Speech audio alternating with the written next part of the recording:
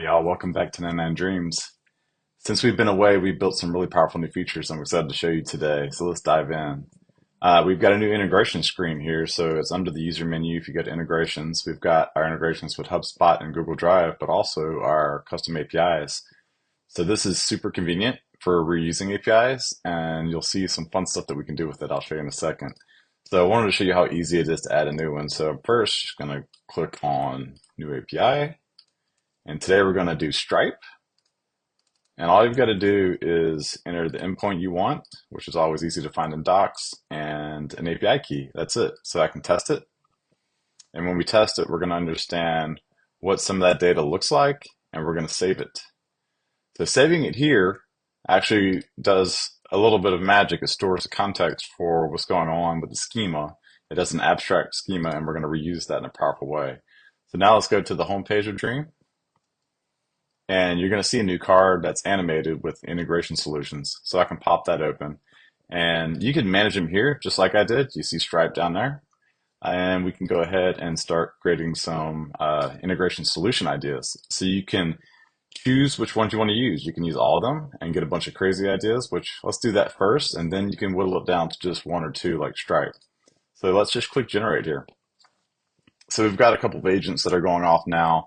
And one of them, think of it like a PM, and it's writing basically a PRD.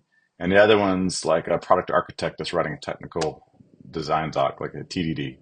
So those two are going to work together, and they're going to understand both like what the user journey is and the flow, and also what those technical features are. So here we go. You can see all the chips here that we have for the different blend of APIs and what they can do. So this is fun. This one uses Stripe and Mercury, and it's a financial dashboard. And it's got a whole flow that it talks about, sample prompts, and again, it's got the schema for each. If I were to click on this, it shows you the schema. All kinds of fun things to look at. This is really cool. Quota path in BigQuery, Airtory, HubSpot, and BigQuery. Let's change it and just select Stripe so we can build something just with Stripe today. And this is super powerful if you ever kind of get stuck at the prompt and don't know what you can build or what you should be building. You get a bunch of fun ideas here. And even if you don't use it directly, as we have it here, you can get a bunch of ideas for what you want. So, all right, let's see. We've got retrieving charges, listing charges, refunding.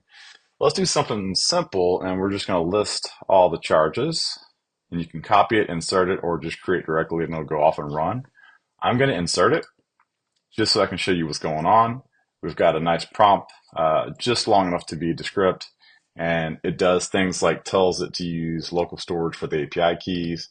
It's going to create those API pages in the background, and then it gives it the flow, and then also it lists out this URL for that, and I'm going to show you why we do that in a second. Just to confirm that I've got that stored context, this is what it stored for that API call, so it just tells it exactly how to use it and what that structure is for the data. So I'm going to go ahead and run it. So we've got another agent that just hopped in. This is our Perplexity agent that goes off and does search. That one is searching for the API documentation for Stripe, which, as you can imagine, is critical. So now, along with everything I added in the beginning, our context was actually updated. This is what we have in there originally that we inserted. And if we scroll down, from here on was actually added after Perplexity searched the documentation. So it can understand the things like the parameters. It actually has like an example request and response. So you see we got all that extra for free basically just by including that URL with our search agent. So, okay, this is going to go off and build. It's building as usual. Our favorite is Anthropic Claude Sonnet, and this is the newer version. But just want to let you know, we are always testing new models. Google has a new experimental model with Gemini that's really good at coding, and we're testing one called Quinn for coding. Okay, cool. So I've got a blank dashboard, which I expected because it's got API settings. I can toggle over here and see that now using our multiple pages that we can do, we created the home page and we created the API route for it to go off and talk to Stripe. So let's give it a try. I'm going to copy my API key. And think of your API key basically like a password here. I'm going to set that. Cool. Boom. Set it. Awesome.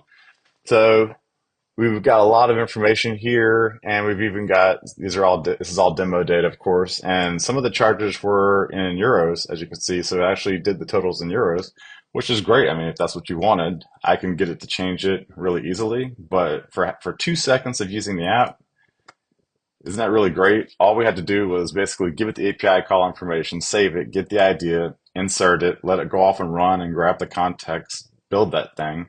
And now, if I was happy with that, which I am, I can save it. And that's going to save the snapshot of the code for us in the future. And we've got all kinds of fun stuff we can do with our other agents, like our UX agent that does enhancements and our code review agent we can make the code even more hardened for production. And since the last time we've talked, we've also really hardened both the deployments to Code Sandbox and Vercel, and we're also working on Cloudflare. That's going to be really awesome soon for production builds. Let me go ahead and just do Code Sandbox here, just since I'm happy with this. So we're going to bundle everything up. We're going to do some scanning for the code cleanup. We're going to package it in the way that Code Sandbox likes it to be packaged. And we've also made enhancements now. Previously, we just sent that off and it would create a sandbox, which is the older version of Code Sandbox. This one actually behind the scenes is going to update that to a dev box, which is a VM, which is a more production server for your site.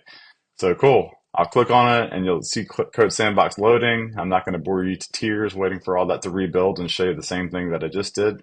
But in that amount of time, in 6 minutes, we did a production app from new API all the way to app construction.